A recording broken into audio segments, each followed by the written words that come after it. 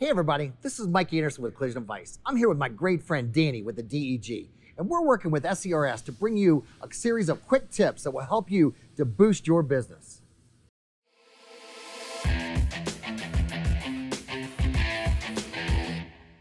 So today we're going to talk about scheduling. As a former technician, there's nothing more frustrating than having a bunch of cars come in all on the same day in the beginning of the week.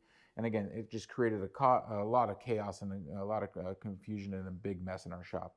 We were given target dates that we couldn't complete, and there's nothing, again, more frustrating than just seeing a batch of cars just come in all at once. Mike, I mean, you've seen shops all over the country. What are some of the successes that you've seen and how they approach scheduling cars throughout the week?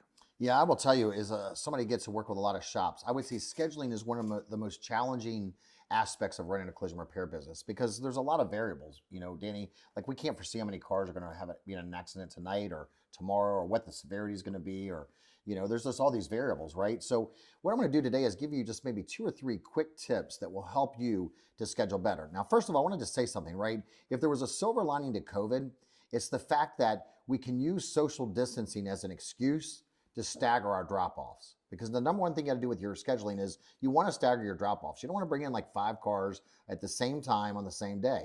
We want to stagger cars and bring them in Monday through Friday, and we also want to stagger them like at hour or 2-hour increments, right? Based on the amount of admin staff that you can have that can process your claims. So let's just talk about scheduling number one.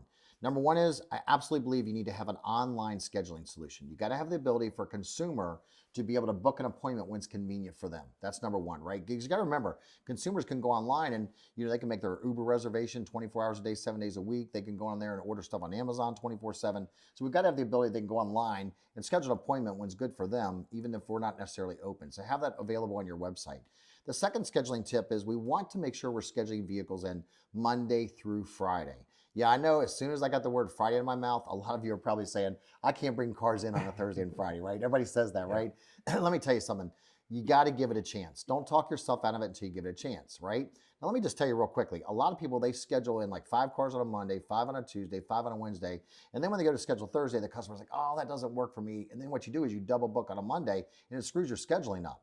So here's what I'm gonna recommend, right? If you schedule 5 on a Monday, 5 on a Tuesday, 5 on a Wednesday, you only have 10 people, if you're doing 5 cars a day, to try to convince to schedule on a Thursday and Friday. So consider backfilling Thursdays and Fridays first. So I'm gonna say this again, backfill your Thursdays and Fridays first. Now, what do I mean by that?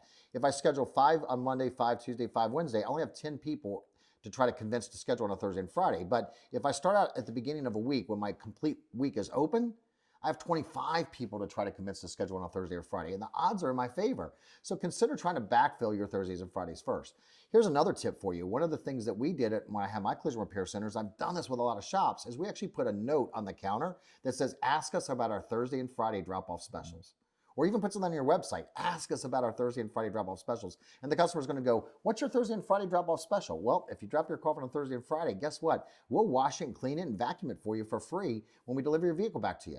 Now, the reality is we're doing that already, but they don't know that, right? Yeah. And then they're gonna be like, hey, I don't need my car. I'll take you up on that. And that helps us to convince people to attract them to schedule on a Thursday and Friday. My last scheduling tip is a lot of people say, well, Mike, how much do I know how to schedule? Like, should I schedule by dollars or hours? Well, first of all, if you schedule by dollars, you might get like a Porsche or a high-end vehicle, a Mercedes that has a $5,000 headlight or something. And if you're scheduling in, like 20,000 a day, well, that doesn't have much labor on it. It's mostly just dollars, right? So what I like to do is schedule by hours. And what I like to do is figure out what I call as my optimal WIP. So I'm gonna say that again, my optimal WIP. What's my optimal WIP? Let's just say I've got, X amount of technicians and I know they can produce 50 hours a day. Like, how many technicians you got, they can produce 50 hours a day in body frame and mechanical labor, right?